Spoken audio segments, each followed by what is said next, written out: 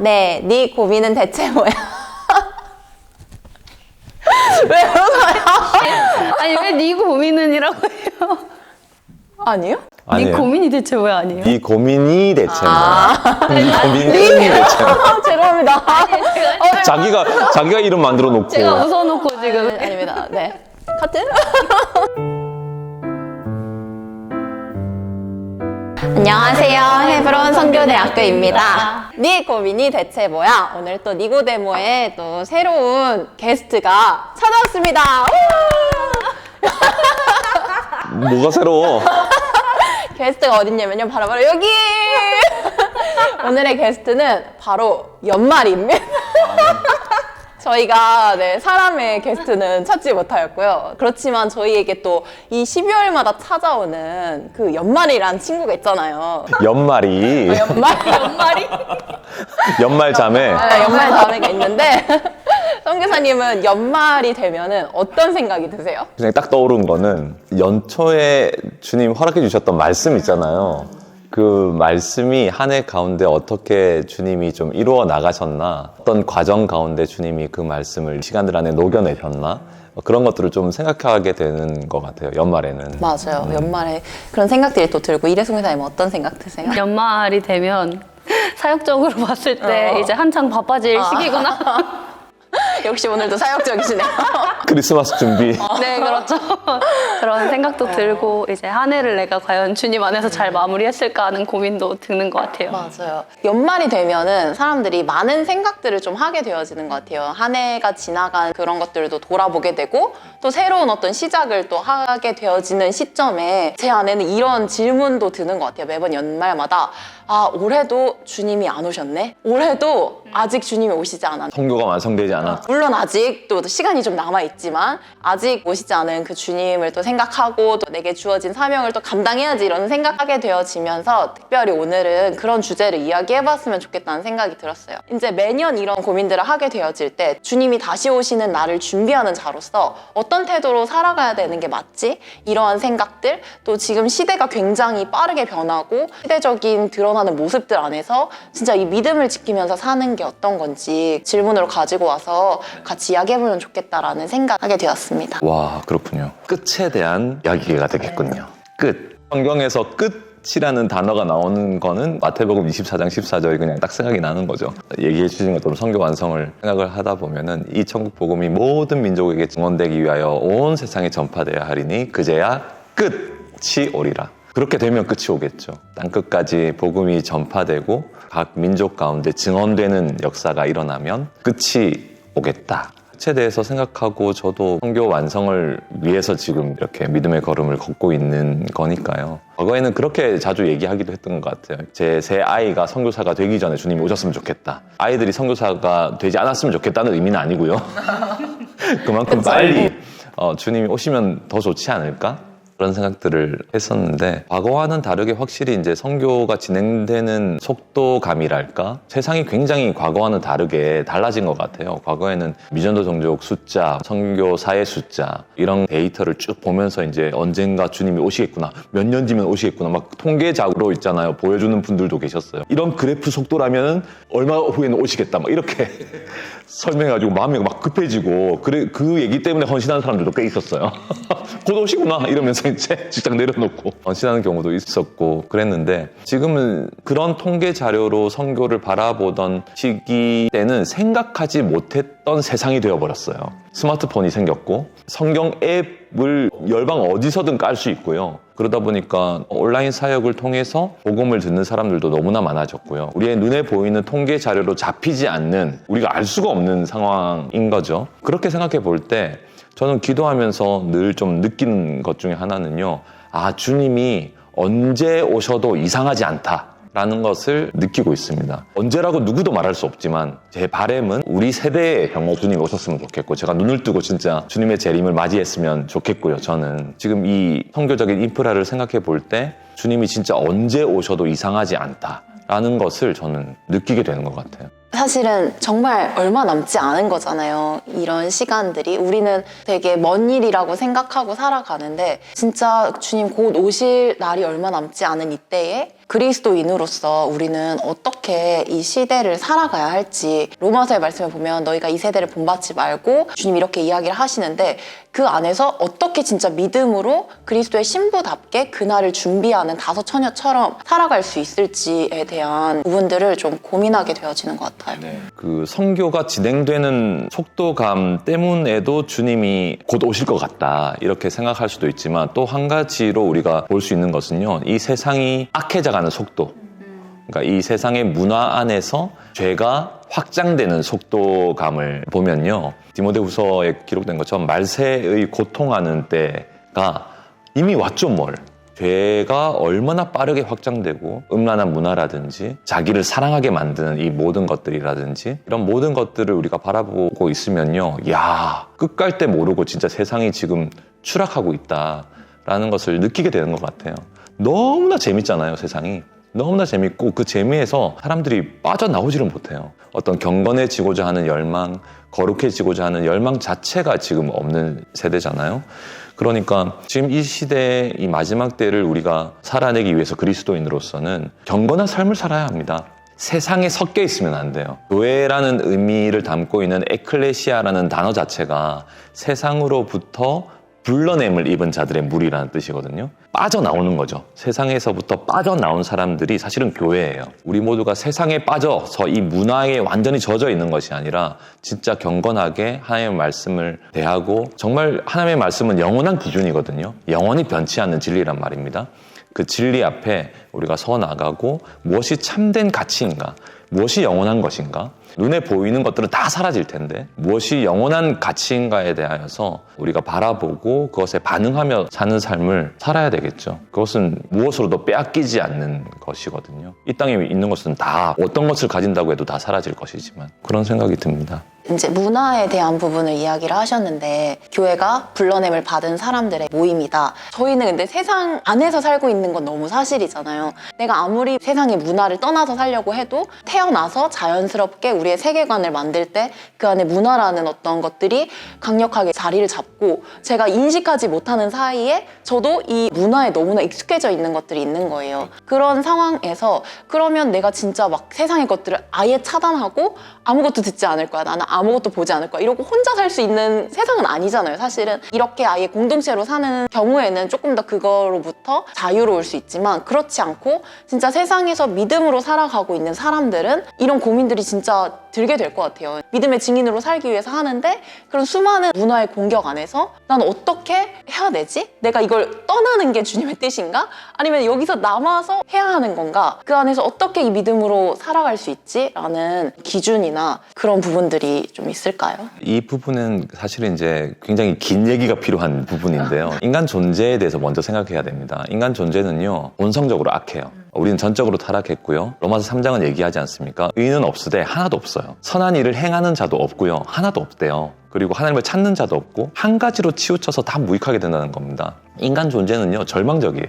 죄가 그렇게 우리를 만들었고, 욕심이 잉태한 즉 죄를 낳고, 죄가 장성한 즉 사망을 낳느니라 라는 야고보서의 표현과 같이, 우리 안에 욕심이 있기 때문에, 욕심을 잉태했기 때문에 죄가 나온다는 거예요. 우리 안에 욕심이 있다는 거죠. 자, 이런 상태에서 우리가 문화를 대한다고 생각해 볼 때 있잖아요. 문화에 굉장히 취약할 수밖에 없습니다. 왜냐하면 문화는요, 비의도적으로 습득되는 것이라고 하거든요, 보통. 태어났더니 이 문화가 형성돼 있고, 자라오는 배경 속에서 그 문화를 떠날 수가 없어요. 우리나라 사람들은 대부분 싫어하는 숫자가 있잖아요. 하나, 둘, 셋. 4잖아. 그런 것처럼 4라는 게 그게 나쁜 숫자가 아닌데, 이 세계관이 얼마나 실제적으로 확장되어 있냐면요, 건물에 4층이 없어요. 엘리베이터 F로 돼 있고 4층이 5층으로 돼 있는 경우도 많고, 마치 그런 것처럼 우리 문화 안에 그런 것들이 나도 모르게 깃들여져 있는 것들이 확실히 있는 부분인데, 근데 그것과 함께 아까 얘기했던 인간 본성 안에 타락한 부분이 있기 때문에, 그런 것들과 세상의 문화 안에 있는 죄를 부추기는 수많은 것들과는 너무나 빨리 유착이 될 것이라는 겁니다. 자석처럼 그냥 탁 달라붙는 거예요. 왜냐면 너무나 맞는 거지, 나에게. 근데 보세요. 경건한 삶을 살려고 할 때는 이게 맞지가 않는 거예요. 세상으로 더 빨리 끌립니까? 아니면 영적인 것에 더 빨리 끌립니까? 당연히 세상적인 것에 더 빨리 끌려요. 그렇게 생각해 본다면 싸워야 될 싸움은 사실은 영적인 것들을 바라보고 성경의 진리에 대해서 초점을 집중하고 하는 일이 더 많은 에너지가 필요한 일이라는 것이죠. 그러니까 이 세상을 우리는 살지만 우리는 문화에 훨씬 더 빨리 끌린다는 사실을 알아야 하고요. 어떤 중립적인 위치에 우리가 있지 않다는 것입니다. 애당초. 죄 쪽이에요. 일단 기본적으로. 복음 앞에 서 나가고 말씀 앞에 서 나가는 것을 더 열심히 있게 해야 된다는 겁니다. 이 에너지가 굉장히 어려워요. 그런데 그런 에너지로 나아가서 주의 말씀 앞에 서기 시작하면요. 그때 비로소 이 문화 안에 있는 죄와 하나님께서 기뻐하시지 않는 것들이 선명하게 보이기 시작하는 거예요. 왜냐하면 기준이 살아나니까. 기준이 없으면요. 나쁘게 느껴지지가 않아요. 이런 부분들을 생각해 볼 때 세상에서 완전히 빠져나와라는 게 물리적, 공간적으로 빠져나와라. 그러면 좋죠. 그러면 좋아요. 그런데 그러기가 쉽지는 않아요. 그 상황 속에서는 어쩔 수 없어. 문화라는 게 나쁘겠어? 이렇게 생각할 게 아니라 더 집중해야 된다는 것입니다. 영적인 것에 더 집중해야 하고 더 복음 앞에 서 나가려고 노력을 해야 하고 하나님과의 관계를 더 붙들려고 하는 에너지가 요구된다는 거예요. 그 부분이 아니면요. 이 마지막 때 믿음의 삶을 살기가 너무나 어렵습니다. 믿음의 전쟁이 필요해요. 만약에 내가 마지막이 언제인지를 알아요. 한 해를 시작을 하면 그 해를 시작할 때 결심하는 것도 많고 그런 부분들을 내가 이뤄내야지, 내가 경건하게 살아봐야지, 하나님 앞에서 이런 것들도 해봐야지 이렇게 시작을 하는데 이 한 해라는 게 정해져 있잖아요. 그 끝이. 네. 그래서 이 끝이 될 때쯤에는 그 중간에 아무리 흐지부지 되었어도 내가 이런 결심을 했었지 하고 다시 뭔가 할 수 있는데 그날이 언제 오는지 우리가 확실하게는 알 수 없지만 가까이 다가오고 있다는 것은 느껴지고 있잖아요. 근데 그거를 느낀다고 할지라도 인간이 죄인이기 때문에 가까워 온 것 같은데 그래도 안 오시네 하면서 다시 좀 흐지부지 됐다가 마지막에만 내가 잘하면 천국에 갈 수 있고 뭔가가 될 수 있을 거라는 생각을 할 수 있다는 거죠. 저도 좀 그런 부분이 있었던 사람이었고 물론 말씀하신 것처럼 계속해서 언제 오실지 모르겠지만 나의 전 삶을 경건하게 살아가는 것이 가장 중요하지만 사실 그게 쉽지 않을 때는 괜찮은 건지. 방금 얘기했던 이 세상의 문화와 우리가 믿음으로 어떻게 나가야 할지에 대한 얘기를 하면서 조금 설명이 부족했다고 생각되는 부분이 뭐냐면요. 이게 마치 엄청나게 힘든 일을 요구하는 것 같은 이런 뉘앙스가 될까 봐 저는 조심스러워요. 아니요, 그렇지 않습니다. 하나님을 사랑하는 자는요, 모든 걸 이깁니다. 하나님께로부터 난 자는요, 세상을 이깁니다. 세상을 이기는 이김은 이것이니 우리의 믿음이라는 거죠. 요한 1서에 기록된 것처럼 확실히 그 승리가 믿음의 삶 가운데 있고요. 하나님과의 관계가 완전히 단단하게 형성되어 있으면요, 거기에 더 이끌립니다. 말씀을 볼 때 꿀송이처럼 단 것은 사실입니다, 여러분. 예를 들면 결혼을 앞둔 신부가 있는 거예요. 그런데 예전에 만났던 남자들이 다 생각이 나는 거야. 그래가지고 주일날 결혼을 하는데 월화수목 금토를 다른 남자를 만나는 거야. 그런 신부와 신랑은 결혼을 해야 될까요? 아니요. 사실은 하나님과의 관계가 형성되어 있으면요, 다른 것을 바라보는 게 더 이상한 거예요. 우리가 인간관계에서도 그런 일은 굉장히 이상해요. 저는 아내랑 너무 사랑하는데 제 아내가 만일에 외출 나갔다 왔단 말이에요. 근데 누구를 만나고 온 거야. 어떤 남자를. 그러면 저는 견딜 수 없을 거예요. 그걸 아는 순간 견딜 수가 없어요. 그럴 리가 없죠, 제 아내가. 완전히 그건 너무 힘들어지는 일이거든요. 우리가 주님 다시 오심을 기다린다는 것의 깊은 전제는요, 우리가 신부이기 때문입니다. 신부가 아니면요, 신랑을 기다릴 이유가 없어요. 신랑을 사랑하는 신부는요, 오매불망 신랑만 기다리는 겁니다. 그게 교회예요. 그게 그리스도인이에요. 저는 그렇게 생각해요. 혼인잔치를 비유로 예수님께서 설명하실 때 슬기로운 5 처녀와 미련한 5 처녀를 구분해서 얘기를 하시는 장면 나오잖아요. 거기에 보면요, 모두가 등불을 준비해요. 슬기로운 처녀도 미련한 처녀도 등불을 다 준비합니다. 준비를 안 한 게 아니에요. 그 말은 무엇이냐면요, 신랑을 기다리는 외형이 같았다는 거예요. 슬기로운 5 처녀는 기름을 준비했어. 근데 미련한 5 처녀는 기름을 준비했어요. 근데 기름이 떨어진 거예요. 그건 무엇이냐? 덜 준비한 거죠. 준비를 안 한 거예요, 사실은. 형식만 취한 거야. 그런 신부는 결국에는 혼인잔치에 참여를 못해요. 밖에 쫓겨나가지고요. 일을 갈잖아요. 그런 사람들은 신부가 못 되는 거예요. 그러니까 신부가 된다는 것은요. 신랑을 만날 것에 대한 적극적 기다림. 그 기다림 속에 있는 모든 준비가 되어 있는 사람. 그런 신부가 신랑을 기쁘게 하겠죠, 당연히. 그런 준비가 우리 모두가 되어야 되는 거죠. 그렇지 않으면요. 처음에 얘기했던 뭐 경건의 삶이라든지 이 문화에 대한 우리의 반응이라든지 이런 모든 것들이 사실은 그 이야기 속에 다 있다고 저는 생각이 되기도 해요. 그럼 선교사님이 이야기하시는 그 준비는 우리가 뭔가를 갖춰야 된다 이런 게 아니고 우리의 태도를 주님 앞에서 준비하고 있어야 된다 그런 이야기신 거죠. 그 태도를 표현하는 아주 분명한 행위는요. 결국엔 기도입니다. 요한계시록에 펼쳐지는 역사가 있잖아요. 대부분 심판의 역사이잖아요. 그죠? 하나님의 주권적인 역사로 요한계시록이 펼쳐진단 말입니다. 근데 하나님의 주권적인 역사 안에서 인간의 개입이 들어가는 유일한 행위가 있어요. 그게 무엇이냐면 기도입니다. 성도의 기도와 합하여 하나님의 놀라우신 통치가 이 땅 가운데 실현되는 그림을 그 요한계시록은 보여주고 있단 말입니다. 주님이 오시는 것을 정말 바란다면 기도해야죠. 날마다 영혼들이 구원을 얻도록 기도해야 되고 선교가 완성될 수 있도록 기도해야 되고 우리가 정말 기도하는 자로 깨어 있어야겠죠. 그래서 주님도 교회를 만민의 기도하는 집이라고 이렇게 성경에 표현한 것처럼 신부는 기도해야 돼요. 신랑 오시기를 준비하는 교회는 기도하는 교회라는 것입니다. 오늘 또 저희가 다시 오실 주님을 어떻게 기다려야 하는지에 대해서 같이 좀 이야기를 해보았는데 저는 이제 개인적으로 들으면서 신부라는 거에 대해서 좀 다시 한번 생각을 하게 되었는데 신부는 분명히 신랑을 기다리는 사람이잖아요. 내가 뭔가를 하고 내가 이렇게 하는 거가 초점이 아니고 진짜 신랑을 사랑하는 사람이 신부인데 신랑을 사랑하는 사람으로서 서 있는가라고 생각한다면 이 모든 것들에 대한 답이 되지 않을까. 하나님과 내가 사랑의 관계 안에서 있다면 진짜 주님을 기쁨으로 기다리고 준비할 수 있구나 라는 것들을 좀 생각하게 되었고 그러한 신부로서 이 땅에 살면서 더 깨어 있어야 되구나. 이 문화라는 수많은 환경과 앞으로 갈수록 더 심해지겠죠. 더 보여지는 것들이 더 많아지고 자극과 그런 세상 한복판에서 나의 시선을 들어서 주님을 보고 더 깨어서 말씀 앞에 나아가는 것만이 우리가 이 땅 안에서 주님을 기다리는 방법이구나 라는 것들을 깨닫게 되었고 기도의 자리 늘 항상 강조하여도 지나치지 않고 도전이 되어지는 영역인데 기도의 자리에 나아갈 때 주님 오실 그 길을 함께 준비하는 적극적인 신부의 태도로 나아갈 수 있겠다라는 생각들을 하게 되었습니다. 비례 목사님은 어떤 부분 있으셨나요?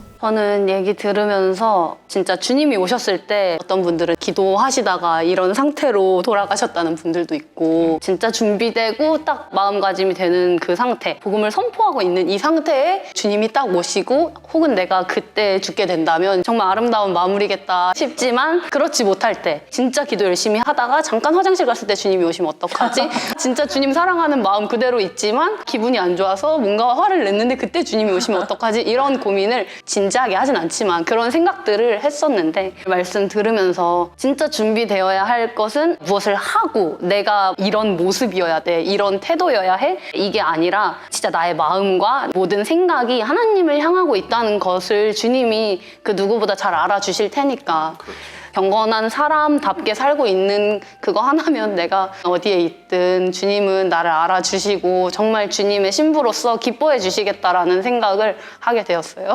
사실은 오늘이 마지막 촬영입니다. 니고데모를 또 지금까지 한 텀을 같이 해왔는데 연말을 맞이하고 학기를 또 마무리하면서 시즌 1을 여기서 마치고 그렇게 나아가는 시간이 이제 되었는데 한 텀 동안 또 니고데모를 함께 진행할 수 있어서 너무 감사한 시간이었고 어떠셨어요, 선교사님?